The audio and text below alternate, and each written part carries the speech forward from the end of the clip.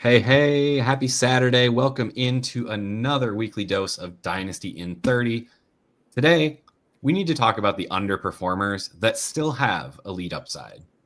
Don't get caught in this narrative that these players are washed, dust, or just hashtag not good.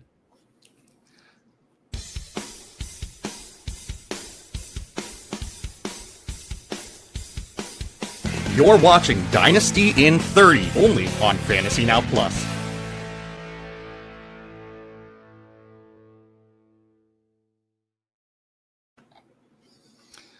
I'm your host, Will You Ryan, the fantasy philosopher, joined again by my co-host with the co-most, Tim Holstad. How are you doing this week, Tim? Doing well. We had a banger of a game on Thursday, and it's going to be an interesting week. I play a lot of best ball, and this is kind of the last week before all the big tournaments start and all the playoffs for that start. It's the last week of the regular season in redraft and probably in Dynasty. So this is kind of do or die, and it's off to a good start. Yeah, I was really surprised. I will admit I had to go look up the obscure rule in the rule book to see. I didn't realize they could actually score points on Thursday. I know. It's shocking. Yeah, it was a shock when I looked at the fantasy matchups for this week, and it's like there's already numbers there. 2 weeks in a row. Hey, we're spoiled. That's all it is, I think. Yeah, but I think just those two teams in particular help. I was gonna say I think they need to just do a better job of putting teams out there that are actually going to score points. Like sometimes you see these matchups and it's kind of like, when we send teams over to Europe. Yeah. Like there's a reason those teams are going. Yep. Oh. Well, hey, before we jump into today's topic, let me remind everybody, Dynasty in 30 is a Fantasy Now Plus show. It is brought to you courtesy of Finn's Talk Sports Network. You can stream us every Saturday on the Fantasy Now Plus or FTSN Extra YouTube or Twitch channels. And be sure to visit the website for all of the other amazing content we've got going on. We've got stuff getting released each week. We've got live shows. We've got articles coming out going for betting, DFS, all sorts of other game formats. You can find all of this stuff and more at www.fantasynowplus.com. And if you're looking to get a bit more help now that the fantasy playoffs are upon us, be sure to join the Discord. The link is in the description. All of our fantasy experts are looking forward to your questions and answering the toughest calls during these critical weeks. But today, we are here to talk underperformers that you need to still trust. We see it every year. Things don't go to plan, and the results are, well, they're ugly. But there is reason that there are awards like Comeback Player of the Year. People rebound, situations improve, young players get better. So let's jump in and talk through some of the players that haven't fared well in 2025, but should still be in your crosshairs moving forward. Tim, do you want to start us off? Who's your top player that you need to trust despite his 2025 season? Yeah, I'll definitely kick it off with who was one of the darlings of last season, Brian Thomas Jr., Jacksonville Jaguars, first-round pick. I want to say it's as easy as he's just been injured all year this year, and that's why he's looked so bad. I do think there's a bit more to it than that, but at the end of the day, he is a size athleticism freak. He produced as a rookie to an extent that we have very rarely seen. He is provably good. He was good in college. He was good as a rookie. I truly just think it's just been one of those kinds of years for him. And new offense, he barely had any time with Trevor Lawrence when he was a rookie. Famously, a lot of his production came with Mac Jones, but that was kind of to be expected. He started as a rotational wide receiver. Mac Jones was the backup quarterback. They had way more practice reps for the first half of the season, and then it kind of just snowballed into him playing at the same time that Mac Jones started. So I just think Liam Cohen will be in his second year next year as head coach of the Jaguars. He'll have a full array back of weapons, whether they keep Jacoby Myers or not.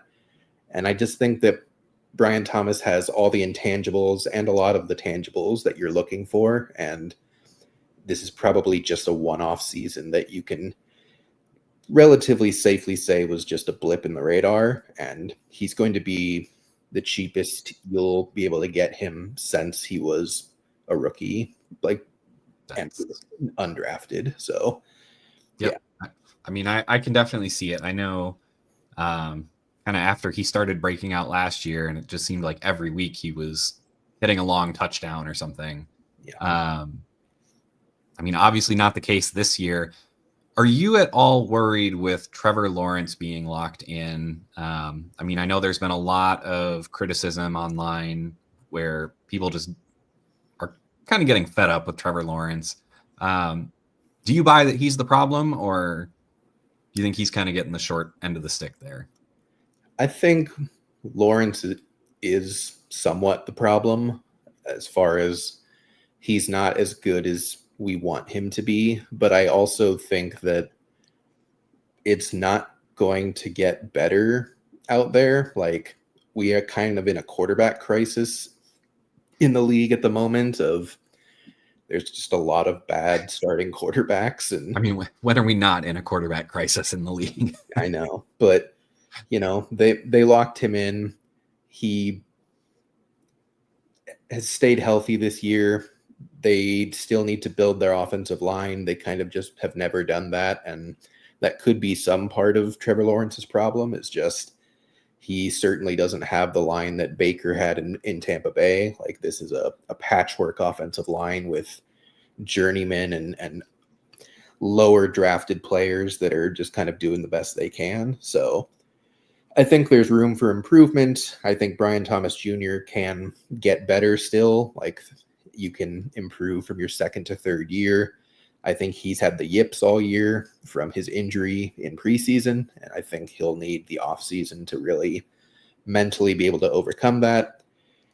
Lawrence is going to get Travis Hunter back, who is also somewhat qualified for this discussion as well, of just they will be a good offense still, I think, at least on paper and at least from what we've seen of them. It's just the utilization of the stars wasn't what we wanted this year, and whether that fully changes or not remains to be seen. But I think that Brian Thomas Jr. is just too talented to just fade away into a mediocre wide receiver. Let me do this. I'm going to pull up the rankings quick. I'm curious to see where you are, compared to market on this. So I'm just going to pull up Keep Trade Cut. I know it's not, the end all be all, but it is, a general, community source of information, kind of the what is it, wisdom of the crowd kind of situation. Yep. So right now, Brian Thomas Jr. is listed as wide receiver 18. Too high, too low? I think it's too low. Too low. Okay, so wide receivers ahead of him. Let me know, would you rather have Brian Thomas Jr. or this player? So right above him, we've got Marvin Harrison Jr. I would much rather have Brian Thomas Jr. Rome Odunze? Yeah, Brian Thomas Jr. Garrett Wilson? Brian Thomas Jr. Lad McConkey? That's where I think that's kind of a toss-up. Lad has a better quarterback, better projected offense, but he also has a bit more target competition. So they're kind of like, they were neck and neck for me last year, and I think they're still relatively neck and neck in rankings. Okay, I was going to say the next handful, Nico Collins, George Pickens, Tet McMillan, anyone there? I understand why Pickens is that high. I'm not going to put him that high until he's signed on the dotted line as a Cowboy, because because he could easily just go be like a Jet or something, and then I Yep. have no interest. So, but for the most part, I don't know if I agree on Tet McMillan either. It's a similar situation where like that quarterback situation's not getting better anytime soon. That offense is probably not getting better anytime soon. So it's a pure 1v1 of Brian Thomas and what he's done for me versus Tet McMillan, what he's done for me. And BTJ's been better, at least as a rookie, versus what Tet has done as a rookie. So I jumble things around a bit, but probably top 12, 13-ish for BTJ.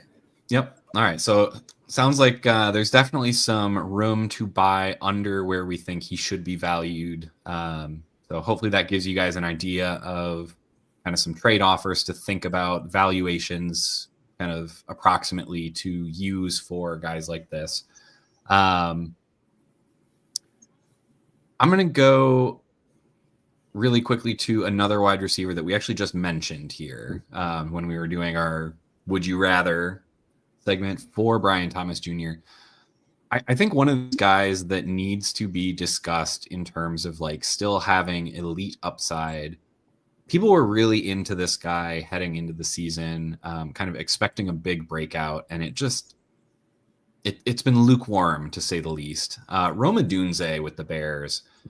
He's out this week, which even I'm sure is going to depress the short-term value.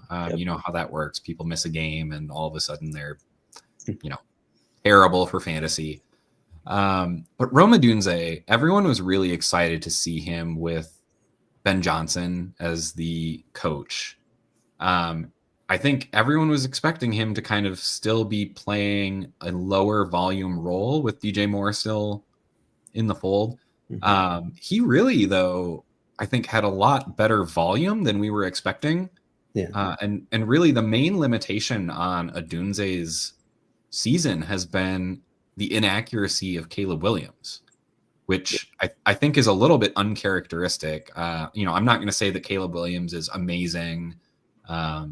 Certainly not like, one of the absolute best quarterbacks in the league, but I mean, he was a highly sought after prospect. There's a reason he went with the top pick in his draft. He's got the talent to put it together. And I think with another year in Ben Johnson's system, I think that will get better. I think they'll do a better job of marrying kind of the work that Caleb Williams has to do to the routes that, Rome Odunze is running. And I honestly, I forget if DJ Moore is is he a free agent this year? Or maybe they've got one more year, but he could potentially be a cap casualty. Yeah, he might. I don't think he's a free agent, but I think he's more easily cuttable. Yep. So I think it's one of those situations where people are going to look at Rome Odunze's season and not see the high-end production. I think he had one game that was like 30 points, and then the rest has just been kind of okay for the most part, and then a couple games where he just didn't do anything when the Bears offense kind of didn't show up. Yeah. But I think he's one of those guys who looks the part. He's getting open. He's beating guys on routes. And really, it's been just how few accurate targets he's gotten.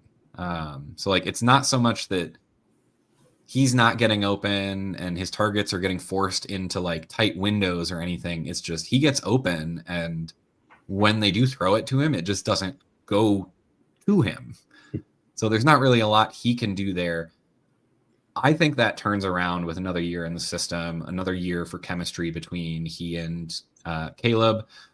And I mean, I think he's another one of those guys right now on Keep Trade Cut. I mean, he's looking at wide receiver 16 right now. Mm-hmm. I could easily see him right up with Brian Thomas Jr. If he comes out next year with 2 20-point games to start the season, I think people are going to be just immediately right back in. Yeah. So I think now is the time to buy him at a discount. Very similar to kind of what you're saying with Brian Thomas Jr. I think the Bears, another one of these good ascending offenses with young skill players that there's just, it's going to keep getting better. So I want the good pieces on those offenses. Yeah. I think he's not used quite in the same way as Marvin Harrison Jr., but he's kind of suffering from the same problems of like a lot of his targets are deep, and those are just going to be inaccurate by default because it's hard to be pinpoint accurate 40 yards down the field. And he gets open, as you said, he can command targets. And I think if they move on from DJ Moore, you'd hope that it's a bit more of a condensed offense. It's just Rome, it's Luther Burden, it's Colston Loveland, and then some tertiary guys that are just kind of there to be bodies at that point. So, yeah, I think he's a perfectly good bet to make at this point, where he probably is not going to do much of anything to end the season. It could be wrong, but the Bears are first in the NFC North by running the ball expeditiously, and they probably are not going to stop doing that this year. So I could not believe when that came up that last weekend, when that stat was showing that the Bears were the 1 seed after the Rams lost. It shocked me. I didn't even I knew they were up there. I just didn't think they were that close to it. So, I mean, it was a good team on paper in Caleb's rookie season. We were touting it's the best offense a quarterback has ever joined, and it turns out coaching really is that big of a difference sometimes. Absolutely. Okay, so you started with Brian Thomas. I went to Roma Dunze. Who else do you have on your list of undervalued players? I'll go with a quick one here. He's actually the cover boy for this episode. It's Caleb Johnson for the Pittsburgh Steelers. 3 weeks ago, I would not have picked Caleb Johnson, but I am starting to get the impression the Steelers are going to move on from Mike Tomlin at the end of the season. I think especially if they choke away the division in these last few weeks. And in that case, you have a talented third-round running back who is going to have a new coaching staff, will have no allegiance to Jaylen Warren, will have no allegiance to Kenneth Gainwell. And, Caleb might not work out, absolutely, but he is, especially once we get into the dredges of the offseason, he's going to be a rock bottom price. You might be able to get him for a third, but at the very, very highest, a mid-second. And I don't know if I would necessarily pay a mid-second, but if it's a second and, I get Caleb Johnson and a fourth back, if you have 4 round rookies, or fifth back, I think I might take the shot, just depending on how this rookie class starts to shape up as the offseason goes on. But I think Caleb is cheap, and I think it's always worth a shot to buy a running back with day 2 draft capital for cheap. Yeah, I can see that. I think kind of what you were mentioning, very price dependent for someone like this. You definitely don't want to spend a lot of capital to go get him, but if you have a manager who is going to be relying on him this year and it really hasn't panned out, that leaves a very sour taste in your mouth. Not that we would know anything about that. As a Hawkeye fan, I'm sure I didn't draft any Caleb Johnson, but definitely not in the first round. But yeah, definitely if you can test around and see if you can get him on the lower end of the price range. He's definitely a guy. He fits the system well. That zone running scheme, that is what Caleb Johnson does. He's a zone one cut power runner. He's not the fastest guy. He's not going to break 60-yard touchdowns, but he very much can break 20-plus yard gains if he can break a tackle at the line of scrimmage and get into the second level. Yeah. And I mean, he's a big enough guy that defensive backs do not want to have to go after him. So, yep. I think I would comp him to could be a similar trajectory of Tank Bigsby, of just absolutely abysmal rookie season. And then year 2, he's just totally fine for you. He's playable in about half the weeks. And he ends up earning a chunk or even the majority of the workload in year 2. Yeah, I am really curious to see what the Steelers roster looks like next year because we know they extended Jalen Warren. Yep. But after that, like I think there's a legitimate chance that Caleb Johnson could end up as the number 2 behind Warren. I just don't know how much loyalty they're going to have to Gainwell, who has performed really much better than expected this year. Yep. And like kind of what I'm thinking is there might be a team that might come calling in kind of an emergency break glass situation for Gainwell, just to try, hey, maybe he does still have something left in the tank.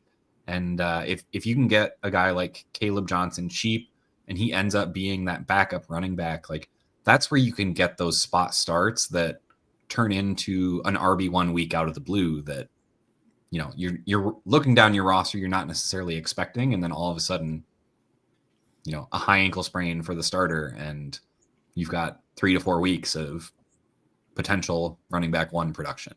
Yep.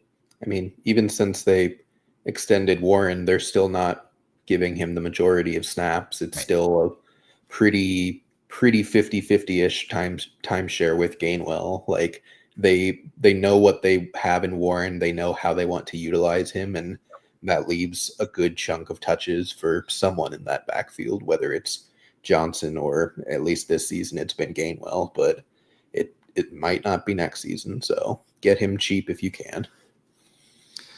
Yeah. Who else do you have on your lists? Got a couple receivers, got a running back. This one's kind of, I think you probably will still be able to get him cheap, even if he does finish the season strong, but I'm going to say Pat Bryant of the Denver Broncos. I talked about this with Brian on our DFS show on Thursday, but he is starting to get a lot more of the routes out of the blue. He has kind of become the wide receiver 2. Troy Franklin was the wide receiver 1 for about 4 weeks with Cortland Sutton as the wide receiver 2. And now Cortland Sutton is back to the 1 and Pat Bryant is to the 2 and Troy Franklin's down to the 3 despite him playing fine. So Sean Payton is Sean Paytoning, but Pat Bryant has had a couple, solid games in a row. He's getting playing time. He's earning some targets. He's flashing with those targets.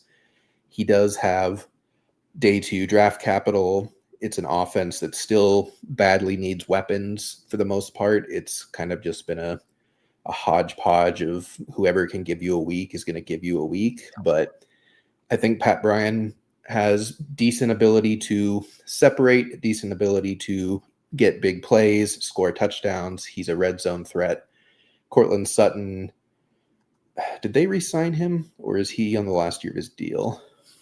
I do not remember. I will look that up right now. I feel like he was on the last year of his deal, but now I have something in my head making me feel like they re-signed him during the season.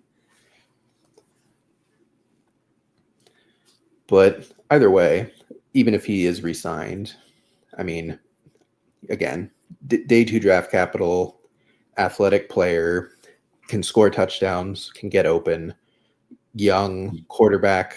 So he's kind of someone that I would look to buy for. He did get extended. He's under contract now through 2029. So okay. Woof. 2029. Whatever. I'm not a GM. But either way, the Broncos make a lot of offensive players relevant in Sean Payton's offense. And I think Pat Bryant is the type of wide receiver you want in Dynasty, where he may never be an ideal flex play, but he's a fantastic emergency flex play where you just look and you're like, oh, thank God, someone who runs 70% of the routes and might score a touchdown. So I think if you can get Pat Bryant for cheap, if he breaks out to end the season, he'll probably become more expensive, but you also will want to target that. So, paying a second for Pat Bryant, that feels fine. You can probably get him for an early third right now, or maybe a couple thirds. And I think that's worth paying. So right now, folks have Pat Bryant at wide receiver 69. Nice. I assume you think that's far too low. I haven't looked at my dynasty rankings in a while to see where that is, but I mean, you think about that, that's outside of the top 5 wide receiver spots. Like, 60 wide receivers is 5 deep of 12. Like, this is in theory your 6th wide receiver on your roster. Like, that feels totally fine to me. Yeah, so we've got right above him Trey Tucker, Isaac Tesla, Kyle Williams, Adonai Mitchell. I would take him over all of them except maybe not Adonai Mitchell, but that's a different breakout case. But like, what has Kyle Williams done to garner being above Pat Bryant outside of caught 2 passes for 2 touchdowns this season? He was drafted to the team that has Drake May and won't use Kyle Williams at all, despite having no talent at wide receiver besides Stephon Diggs. I mean, the team also hasn't really used Henderson until they absolutely had to. So correct. I mean, there's something to be said for. I think that team just doesn't want to play rookies. Seems like it, which they're winning, so I can't criticize them too much. But at the same time, Broncos are also winning. I mean, that's the way to do it. Don't rely on rookies, but draft really well so that when you do have to, they make it work. I mean, you honestly could argue that, these are the 2 top seeds in the AFC, and they're kind of doing the same approach of like, they started off with J.K. Dobbins and with Cortland Sutton and Troy Franklin and Evan Ingram, and now they're like slowly starting to, RJ Harvey's gotten the work now that Dobbins is injured, and Pat Bryant is getting worked in more and whatnot. So it's kind of a similar approach, and they're winning. So, yeah.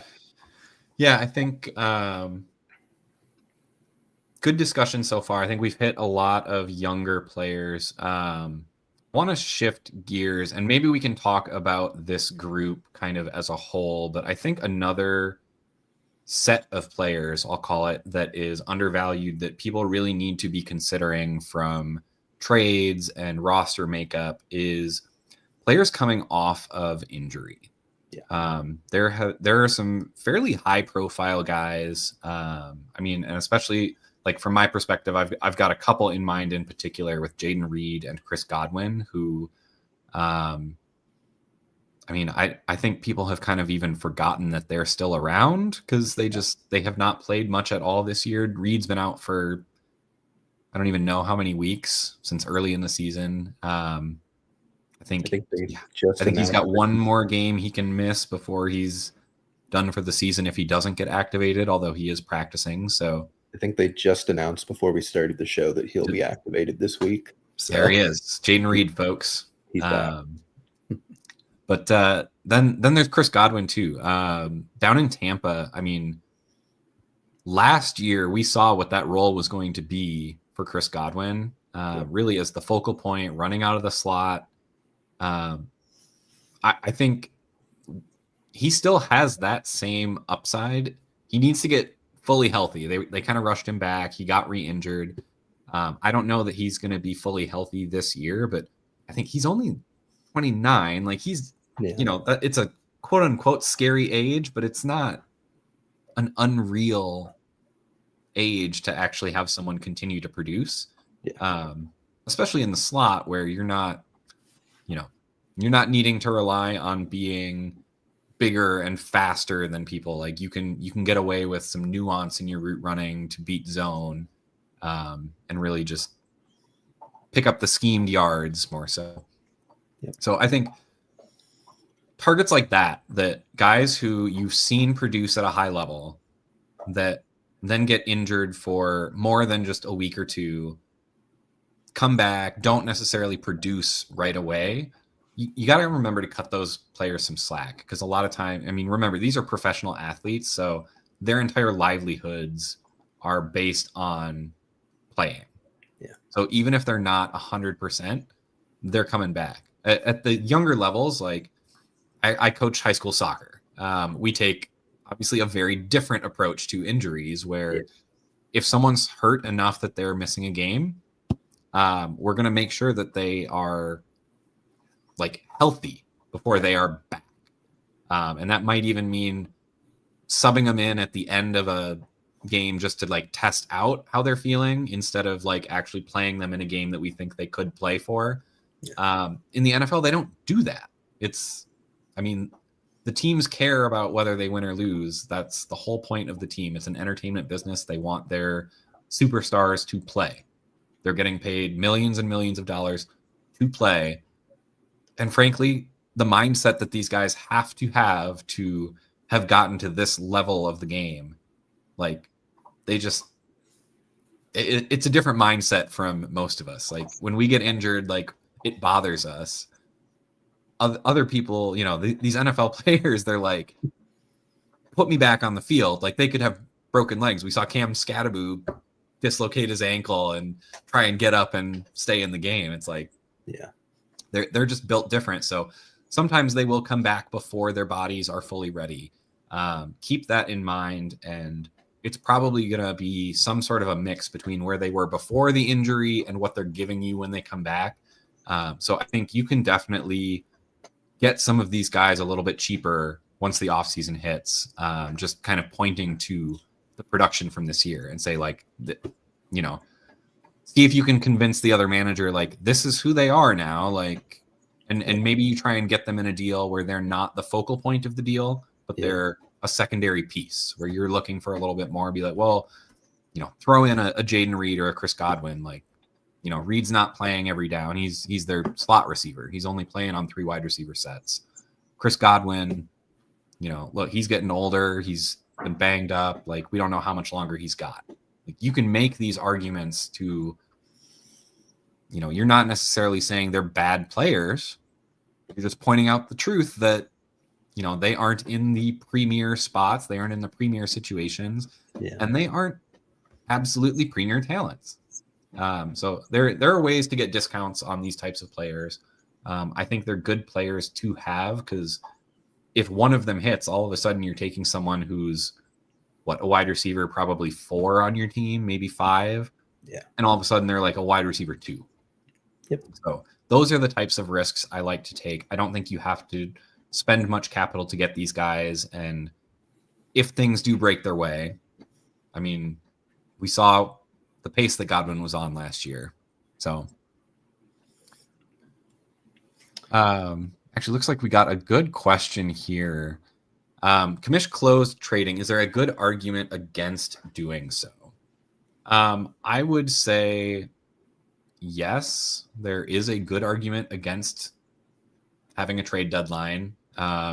If you want players, if you want to be able to compete, like you don't want teams to be like, oh, well, I'm out, I'm done. Like there's no point continuing until they're fully eliminated from playoff contention. Like they're going to keep trading and potentially buying players and, putting draft picks out there that could actually be good draft picks. I will say I tend to prefer having a late trade deadline so that if teams, I don't love watching teams trade in the playoffs. I don't know. I don't have a good reason as to why I hate it.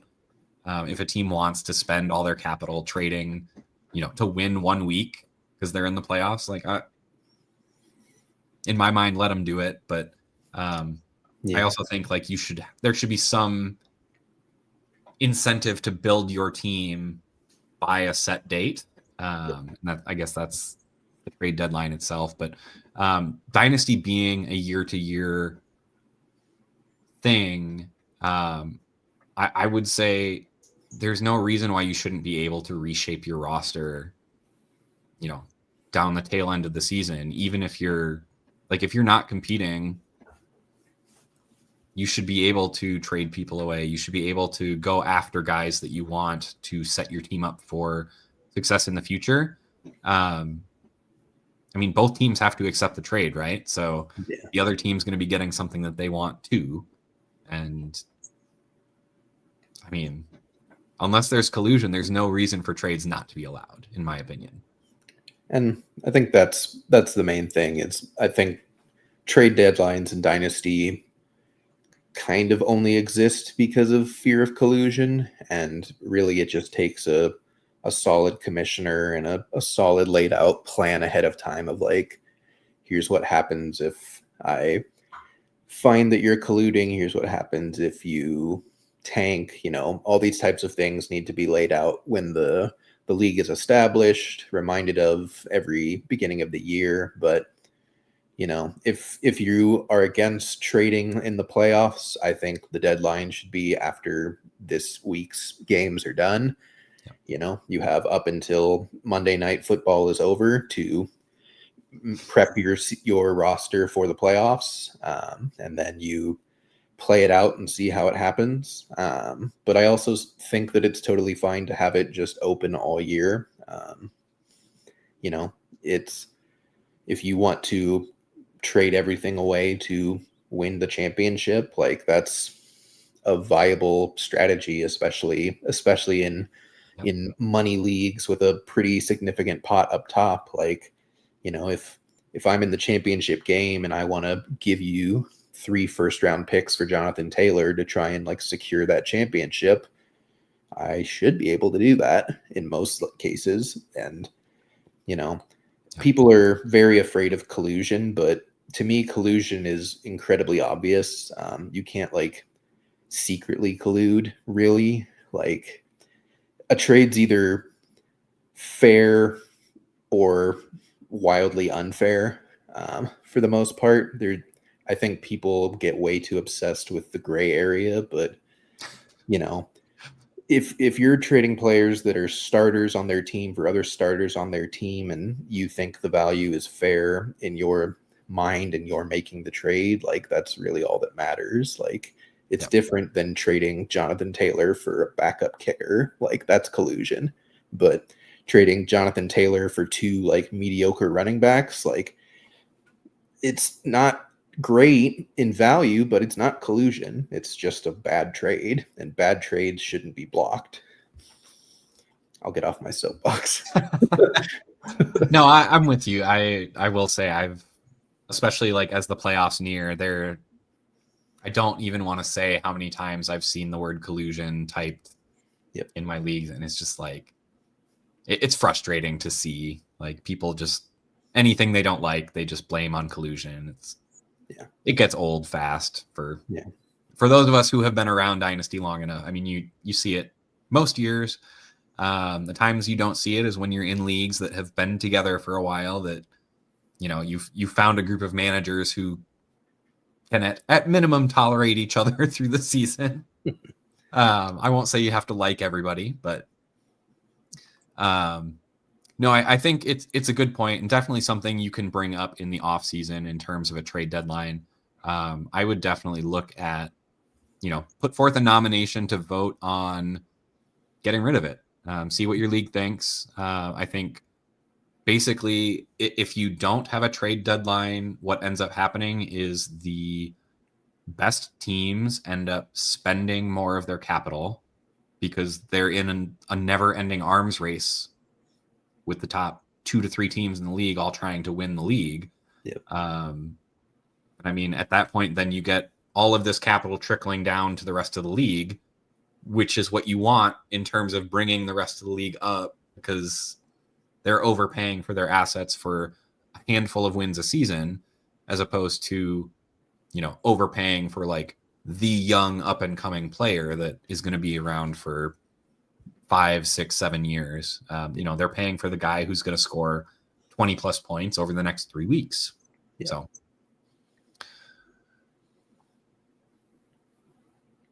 oh boy, Andrews, Waller's, or Pitt's rest of season. If I remember right, Waller's schedule is insane down the stretch. Yeah, I would keep Waller. Like, as much as he's been up and down with the injury, like I think that's where I'm going. When you're streaming tight end, you're looking for a difference maker, and if you find one, you should just keep him. And Waller has that potential, and I'm pretty confident that Andrews and Pitts don't, at least not this season. They might have usable weeks down the stretch that you can pick them up off of waivers to play them. But Waller is like the red zone target for the Dolphins, and they have an excellent schedule to finish out. All right, what do you got here, Tim? We've got a potential trade of Omarion Hampton and Cortland Sutton for Achane.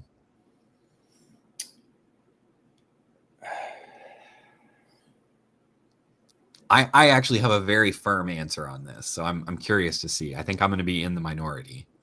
I think I would just keep Achane. I want Achane in that deal. I think we've seen him be elite. Yeah. We've seen him be elite on a not great Miami Dolphins offense. Yeah. We've also seen him be elite on a really good Miami Dolphins offense. So I think he's one of those players that's kind of like offense proof. Like if they're bad, he's going to catch a ton of checkdowns. In a PPR league, he's a cheat code that way. Yeah. If his team is good, that he's going to get a lot of rushing attempts, and he's one of the most explosive rushers the league has ever seen. Yeah. I think Hampton's value is a little bit inflated right now because people liked him as a rookie prospect, got to see him for a week or two before he got a worse than expected injury. And now he's coming back, but we haven't seen him performing back yet. So I think everyone is still in the, I don't know if I would call it the honeymoon phase, but that still thinking about what the upside could be for Hampton, whereas we know what the upside is for Achane. And Hampton is this mystery box, which, I mean, it could be anything. It could even be an Achane. Exactly.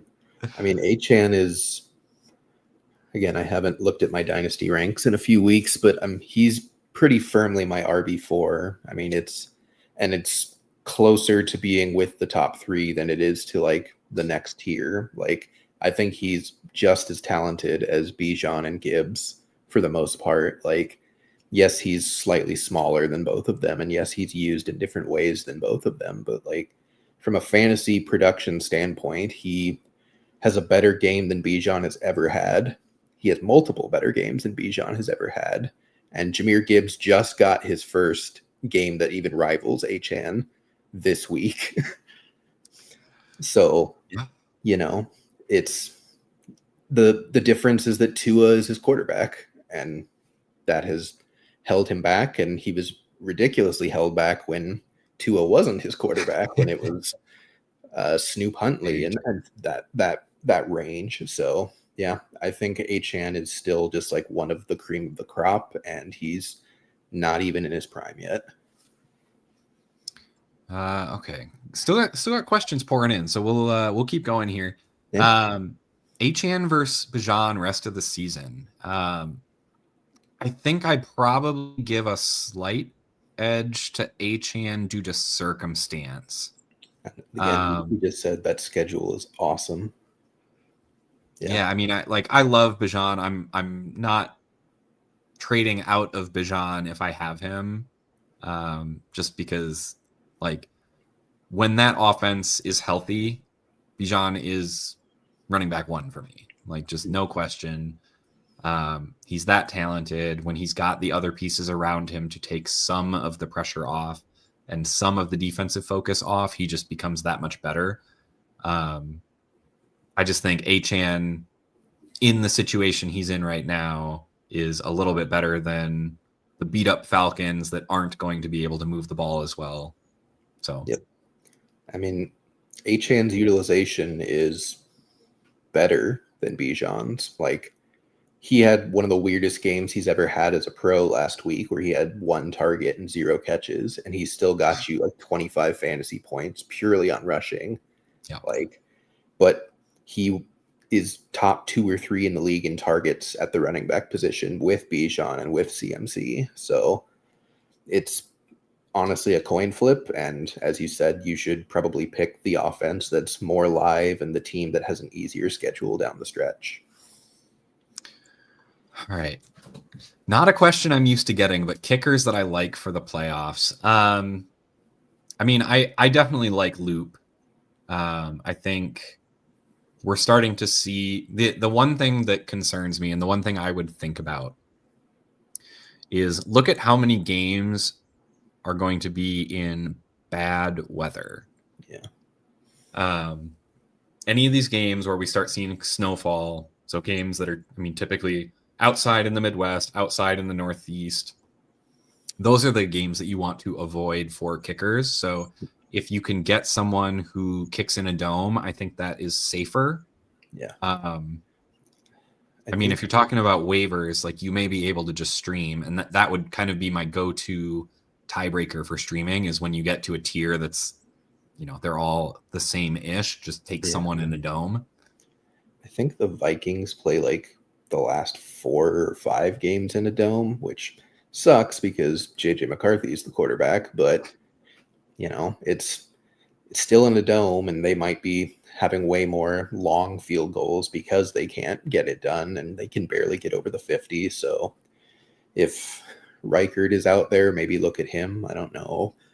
Again, kickers are not my forte. I just know that they are annoying to predict, and you should pick players in domes. Yep. Yes, lots and lots of variance with kickers. Best of luck for those of you who are being forced to stream. We know that is no fun. You can bring specific questions to the Discord. I'm sure we will have better answers there on an individual matchup basis. But yeah, it's tough to give a blanket answer for, you know, a handful of weeks left. All right, 12-team Superflex. Quint Allen, Jalen Wright, Arendo, Savion Williams worth rostering. I don't know that I have much trust in Jalen Wright anymore. It feels like he got beat out by Ollie Gordon. Isaac Guarendo's an interesting case. He did kind of get replaced as the backup, but that size speed combination is like, it's special. Probably be one of those players that I would want to keep at the very, very end of my bench. But if I get offered a third for him, I'm snap accepting. Yep. I think Brian Robinson's a free agent, isn't he? Like, that's why Washington traded him, is they didn't really want to pay him going into next year. Yeah, let me look that one up. And San Francisco traded for him because in preseason it was basically CMC was the only running back healthy, and they really didn't want that going into the season. Funny enough, everyone else has gotten injured on the 49ers, but the running back room has stayed fully healthy since the season started. So nothing has come to fruition with any of their backups. But I think Guarendo is probably their backup for next year. It just was a kind of an extenuating circumstance where they could get Robinson for really cheap, and they just did it. Yeah, I do like Savion Williams as a player. I think he's one of those guys that probably shouldn't be a free agent, but I understand if he does end up in free agency, just because, I mean, they've got Josh Jacobs there. He's going to command the vast majority of rushing work. Then we've seen Chris Brooks do okay. We've seen Emmanuel Wilson do okay. We haven't really yet seen, blanking on his name, the guy who's been hurt. Yes, Marshawn Lloyd. Thank you.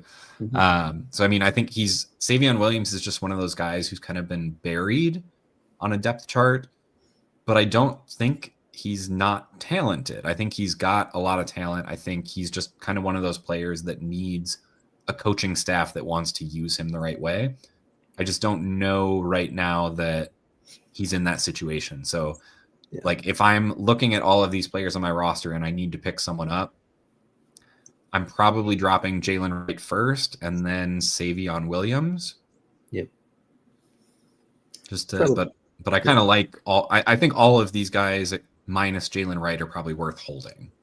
Yeah.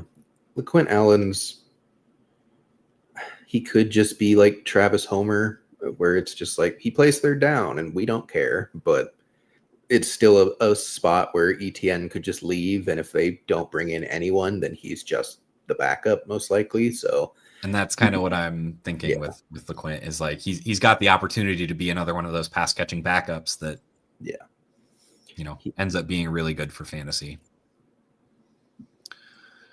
Okay, flex. Swift, Warren, Debo, Shakir, or Godwin. Pick one. Woof.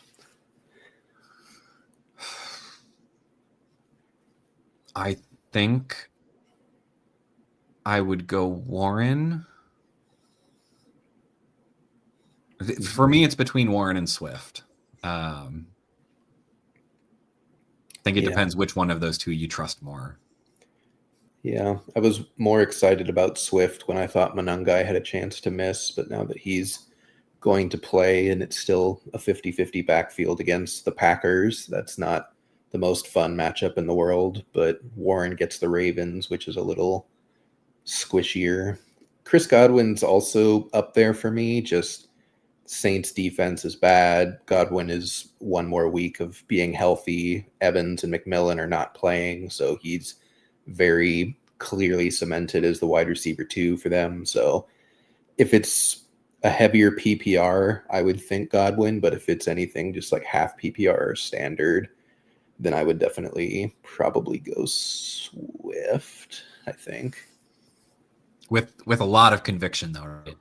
Oh, yeah. Swift question goes up at the end, but conviction. Got a Twitch question.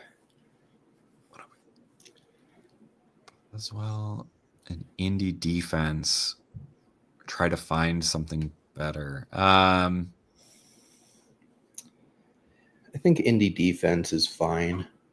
It's against Trevor Lawrence. Trevor Lawrence can have pumpkin games pretty easily where he just throws 3 picks inexplicably. I mean, if you've got like some heavy hitters out there, then sure. Like I would go, if Tampa Bay is out there, I would go Tampa over Indy. Tampa's like the best defense to have for the playoff run pretty much. They just have 4 cupcake matchups that you just really want, but everything else is probably a coin flip because I'm assuming Seattle and Denver are not just floating around on waivers. Yeah, I would be a little bit worried about Boswell just because that game is in Baltimore. I don't know that the weather's supposed to be that bad, but you never know with these cold weather games. I would keep an eye on it. If it looks like we're going to get much wind, definitely pivot away from Boswell. But I mean, if it's just going to be cold, I think he's fine. We know the Steelers are comfortable with him. Yeah. The Titans are interesting because it's against the Browns in the weather. Yeah. But also it's the Titans, so that feels thin and unfun to watch unfold on your roster. I would probably just go Indy over Tennessee in that situation. But yeah, for kickers, again, like we said, just find someone in a dome. Maybe the Saints kicker. I think they're at home this week. Or are they in Tampa? They're in Tampa, but that should be a decent weather game. Yeah, as long as it's not raining, that could be either of those kickers could be streamable with. I kind of think the Vikings defense there might be the way to go. I mean, even with Jaden Daniels back. I mean, first game back is they are a good. Not like they've had a lot of continuity to build their chemistry this year. I think Minnesota could kind of catch him still trying to find his rhythm. And let's be honest, if Jaden Daniels doesn't do it for them, it's not like they have a ton of playmakers. And God knows they're going to blitz the crap out of them. So sacks are probably going to be there, especially if Daniels is a little skittish about getting hit. He might just fall and eat some. All right. Well, looks like things are slowing down. We are coming up on almost 2:30s of Dynasty today. So thanks again for bearing with us, everybody. It is always a pleasure. Please make sure if you've got further questions, make sure you bring them to the Discord. Happy to chat there. But until next week, keep raking in those wins and winning those playoff matchups. Guys, take it easy. Thanks for listening. Be sure to like and subscribe wherever you watch or listen to podcasts. We'll be back next week for more ways to win your league.